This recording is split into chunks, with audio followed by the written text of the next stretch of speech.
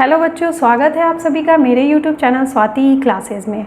हम लोग बच्चों क्लास 9 के मैथ में chapter 6 lines and angles chapter पढ़ रहे थे। इससे पहले मैंने लाइंस और एंगल्स पे एक क्लास और लिया है। अगर आप उस वीडियो को देखना चाहें तो वीडियो का लिंक मैंने नीचे डिस्क्रिप्शन में दे दिया है। आज हम लोग लाइंस एंड एंगल्स में दूसरा क्लास पढ़ रहे हैं और इसमें मैं एक्सरसाइज 6.1 एनसीईआरटी से क्वेश्चंस को सॉल्व करूँगी।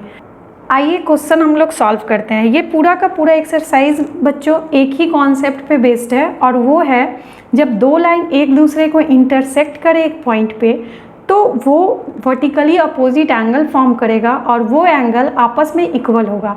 मैंने जो एक क्लास लिया है बच्चों लाइन एंड एंगल का, उसमें मैंने बताया कि वर्टिकली अपोजिट एंगल क्या होता है।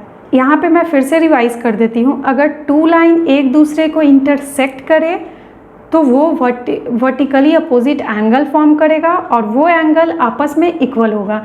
सिर्फ इस कॉन्सेप्ट पे पूरा का पूरा एक्सरसाइज बनेगा हमारा। आइए हम लोग क्वेश्चन सॉल्व करते हैं।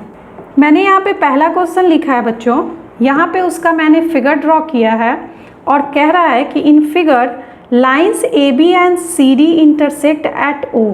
ये हो गया लाइन ए बी और ये हो गया लाइन सी डी। दोनों एक दूसरे को आप देख रहे हैं कि लाइन ओ पॉइंट पे इंटरसेक्ट कर रहा है। तो मैंने बताया कि कॉन्सेप्ट होता है कि अगर दो लाइन एक दूसरे को इंटरसेक्ट करे किसी एक बिंदु पर, मैंने बताया बच्चों कि अगर टू लाइन इंटरसेक्ट करे एक दूसरे को कट करे किसी बिंदु पर, तो ये जो एंगल फॉर्म करेगा लाइक ये एंगल और ये एंगल वर्टिकली अपोजिट एंगल कहलाएगा और आपस में इक्वल होगा। सेम टू पेयर इसमें बना, वन पेयर ये और दूसरा पेयर ये एंगल और ये वाली एंगल, ये दोनों भी अपोजिट वर्टिकली अपोजिट एंगल कहलाएगा और दोनों आपस में इक्वल होगा। तो इसी कॉन्सेप्ट पे इस क्वेश्चन को हम लोग सॉल्व करेंगे। यहाँ पे बोल रहा है लाइन ए बी और सी डी इंटरसेक्ट कर रहा है ओ पॉइंट पर। इफ एंगल ए ओ सी ये वाला एंगल बोल रहा है, इस एंगल को ये angle plus angle B O E ये एंगल, इस दोनों का ऐड बोल रहा है 70 डिग्री है। ये एंगल प्लस ये एंगल 70 डिग्री दिया हुआ है। बोल रहा है एंगल बी ओ डी ये वाले एंगल अगर 40 डिग्री हो, इस एंगल को दिया है 40 डिग्री। तो फाइंड करना है एंगल बी ओ ई, इस एंगल को फाइंड करना है क्योंकि इस दोनों का ऐड दिया हुआ है 70 डिग्री। तो हमें अकेले में सिंगल में ये एंगल बताना है कितना होगा और बताना है रिफ्लेक्स एंगल सी ओ ई। एंगल सी ओ ई ये वाला हो गया और इसका रिफ्लेक्स हो गया, इसको छोड़ के पूरा 360 का जो बचा हुआ पार्ट हुआ, पूरा का पूरा एक सर्किल 360 बताता है। ये वाले एंगल सी ओ ई हो गया और एंगल सी ओ ई का रिफ्लेक्स हो गया, इसको छोड़ के पूरा ये जो बचा हुआ पार्ट है। तो हमें बताना है ये वाला एंगल और ये पूरा का पूरा एंगल। करेक्ट। देखिए हम लोग कैसे करेंगे। कह रहा है angle C A O C plus angle B O E 70 degree है और एंगल बी ओ डी हमें 40 डिग्री दे रहा है। तो अगर ये लाइन दोनों एक दूसरे को इंटरसेक्ट कर रहा है, मैंने कहा वर्टिकली अपोजिट एंगल इक्वल, ये एंगल इक्वल होगा एक दूसरे को, यानी कि ये 40 है तो ये भी 40 डिग्री हो जाएगा। तो हमें फाइंड हो गया angle A O C. Angle A O सी हमने निकाल लिया 40 डिग्री, तो दोनों का ऐड है 70 डिग्री। तो angle B O E 70 minus 40 degree 30 degree हो जाएगा। तो angle B O E find करना था हमें, एंगल बी ओ ई, और एंगल बी ओ ई मैंने फाइंड कर दिया माइनस करके 30 डिग्री। ये एंगल फाइंड हो गया बच्चों। अब ये एंगल फाइंड हो गया और हमें निकालना है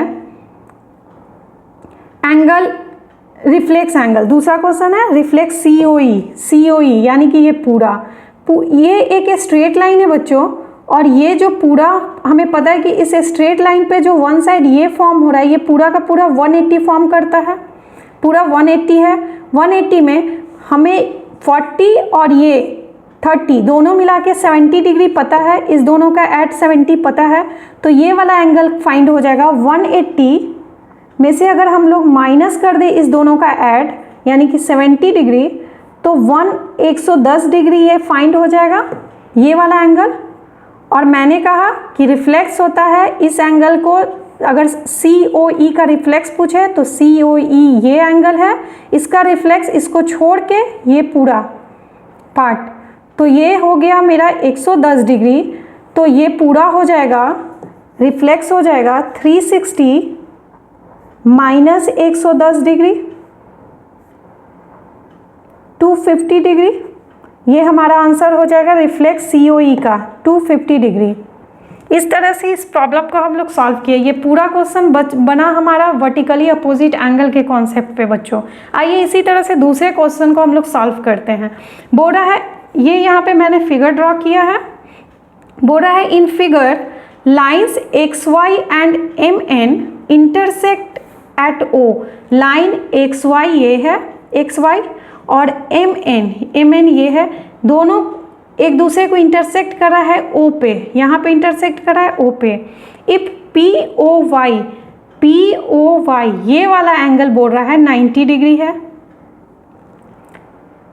एंड A:B 2:3 है। ये A:B, A ये है और B है, 2:3 है। इसका वैल्यू नहीं दिया है डिग्री में कि कितना है, रेशियो में बता दिया है। ये रेशियो का सिंबल है बच्चों, रेशियो के फॉर्म में बता दिया है कि A:B का वैल्यू 2:3 है, डिग्री में इसे नहीं बताया है। और पूछ रहा है हमसे फाइंड C, ये C का वैल्यू फाइंड करना है हमें, ये C क्या है। तो सबसे पहले तो बच्चों अगर A और B का हमें रेशियो दिया हुआ है और हम लोग A और B का अगर वैल्यू फाइंड कर लें, A और B का अगर वैल्यू फाइंड हो जाए डिग्री में कि डिग्री में कितना वैल्यू है इस दोनों का, तो हम लोग ईजिली C को फाइंड कर लेंगे। तो आइए हम लोग A B का वैल्यू फाइंड करते हैं। ये स्ट्रेट लाइन है तो ये पूरा 180 को फॉर्म करेगा बच्चों। मैंने बताया है कि अगर कोई स्ट्रेट लाइन हो तो वो जो एंगल उस पर फॉर्म होगा वो 180 फॉर्म करेगा। 180 में ये 90 डिग्री हमें दिया हुआ है, तो बच गया ये A और B वाला पार्ट। A और B वाला पार्ट भी 90 डिग्री होगा। हमें रेशियो में A:B दिया हुआ है। वैल्यू निकालने के लिए अगर किसी चीज़ का रेशियो में वैल्यू दे तो हम वैल्यू कैसे निकालते हैं, यहाँ पे मैं दिखाती हूँ। अगर हमें A निकालना है, A का वैल्यू, तो A हो जाएगा, जो A का पार्ट है 2, A को 2 का रेशियो में दिया है तो 2 डिवाइडेड बाई 2 + 3, दोनों के रेशियो को ऐड कर देंगे 5, इंटू करेंगे जिस वैल्यू से जो भी वैल्यू होगा उतने का, जिससे हमें वैल्यू फाइंड करना है। मैंने कहा ये पूरा 90 डिग्री होगा क्योंकि 180 का स्ट्रेट लाइन होता है, 90 इसे दे दिया है तो ये बचा हुआ पार्ट 90 डिग्री होगा। तो हमें 90 डिग्री में ही फाइंड करना है कि 90 डिग्री में से A का कितना डिग्री हुआ और B कितने डिग्री का होगा। तो इस तरह से A को फाइंड करने के लिए 2 A का रेशियो, दोनों को ऐड करके 5 नीचे और इंटू करना है जिससे हमें वैल्यू फाइंड करना है, यानी कि 90 डिग्री से क्रॉस करेंगे तो कट करने पे ये हो जाएगा 18, मल्टीप्लाई करने पे 36 डिग्री आ जाएगा। तो A का वैल्यू आ गया 36 डिग्री, तो B का वैल्यू हम लोग क्या करेंगे 90 में से, टोटल क्योंकि 90 है तो 90 में से अगर हम लोग A को माइनस कर दे तो B का वैल्यू फाइंड हो जाएगा। तो 90 माइनस 36 डिग्री कर देंगे 90 डिग्री में से, तो ये हो जाएगा 4 और 5 54 डिग्री। 54 डिग्री आ गया B का वैल्यू। A और B का वैल्यू हमें फाइंड हो गया। अब हमें C का वैल्यू फाइंड करना है। अगर हम लोग ऐसे इस स्ट्रेट लाइन को देखें बच्चों, तो ये स्ट्रेट लाइन इस साइड से 180 को फॉर्म करेगा। एक स्ट्रेट लाइन इस साइड जो एंगल है ये 180 को फॉर्म करेगा पूरा का पूरा, और उसमें B हमें दिया हुआ है 54 डिग्री, तो C को हम लोग फाइंड कर लेंगे। C = 180 में से अगर B के पार्ट को माइनस कर दे यानी 54 डिग्री को, तो हमारा आ जाएगा 126 डिग्री C, और C का ही वैल्यू तो फाइंड करना था बच्चों। तो C = टोटल 180 में से B को माइनस कर दिया तो आ गया 126 डिग्री। ये हमारा आंसर हो गया। दोनों क्वेश्चन सेम इसी कॉन्सेप्ट पे बस है बच्चों, जो कि ईजिली यहाँ पे सॉल्व करके मैंने बता दिया। आइए आगे देखते हैं। आइए इस तीसरे क्वेश्चन को देखते हैं कि ये क्या कह रहा है बच्चों। यहाँ पे मैंने तीसरे का ये फिगर ड्रॉ किया है और कह रहा है थर्ड क्वेश्चन में कि इन फिगर एंगल PQR यानी कि ये वाला एंगल इक्वल है एंगल PRQ इस एंगल के, यानी कि ये एंगल और ये एंगल आपस में इक्वल बोल रहा है। हमें प्रूव करना है कि एंगल PQS यानी कि ये वाला एंगल इक्वल होगा एंगल PRT के, इस एंगल के। ये दोनों एंगल हमें इक्वल दिया हुआ है, प्रूफ करना है कि ये और ये एंगल इक्वल होगा आपस में। कैसे प्रूफ करेंगे बच्चों? अगर मैं, ये एक स्ट्रेट लाइन है, अगर मैं इस पार्ट को छोड़ दूं, अभी कैसे प्रूफ होगा बच्चों? अगर मैं अभी इस पार्ट को छोड़ दूं और मैं सिर्फ इस वाले पार्ट को देखूं, तो ये एक स्ट्रेट लाइन है, ये एक स्ट्रेट लाइन है। इस पार्ट को मैं अभी छोड़ रही हूँ और इस पार्ट में देख रही हूँ बच्चों, तो ये एक स्ट्रेट लाइन है और ये 180 को फॉर्म करेगा। 180 में अगर मैं इसे लिख दूँ एंगल पी क्यू आर, यानी ये एंगल प्लस ये एंगल पी क्यू एस 180 हो जाएगा। तो मैं लिखती हूँ angle P Q R plus angle P Q S is equal to 180 degree. मैंने इसे लिख सकते हैं क्योंकि ये स्ट्रेट लाइन है और यहाँ पे 180 फॉर्म कर रहा है, तो लिख सकते हैं angle P Q R plus angle P Q S 180 degree. ये हो गया फर्स्ट स्टेटमेंट। दूसरे से ठीक इसी तरह अगर मैं इस पार्ट को छोड़ दूं तो एंगल पी आर क्यू, यानी कि ये वाला एंगल, ये अगर एक स्ट्रेट लाइन है तो ये भी 180 को फॉर्म करेगा। तो अगर angle P R Q plus angle P R T लिखूँ तो 180 डिग्री हो जाएगा।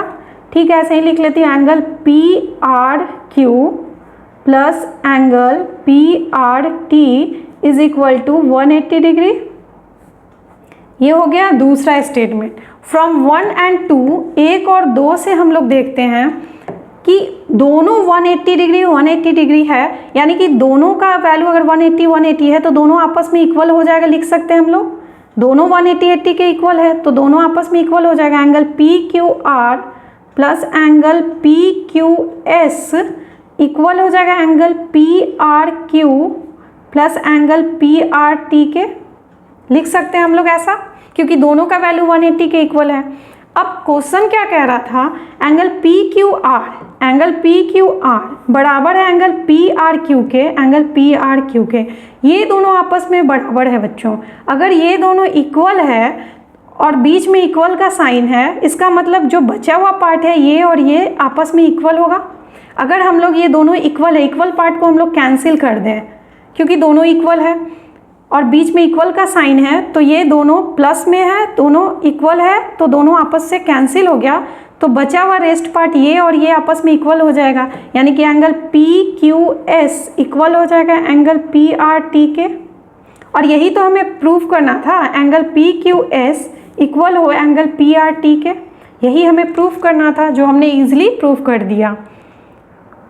आइए नेक्स्ट क्वेश्चन देखते हैं बच्चों। फोर्थ क्वेश्चन में बोल रहा है, ये उसका फिगर मैंने ड्रॉ किया है और बोल रहा है in figure if x plus Y is equal to w plus Z then prove that AOB is a line.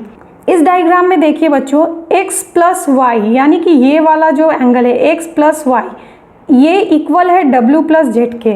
तो प्रूफ करना है कि जो AOB है वो एक स्ट्रेट लाइन होगा। ऐसे क्वेश्चन में हमें क्या करना है बच्चों?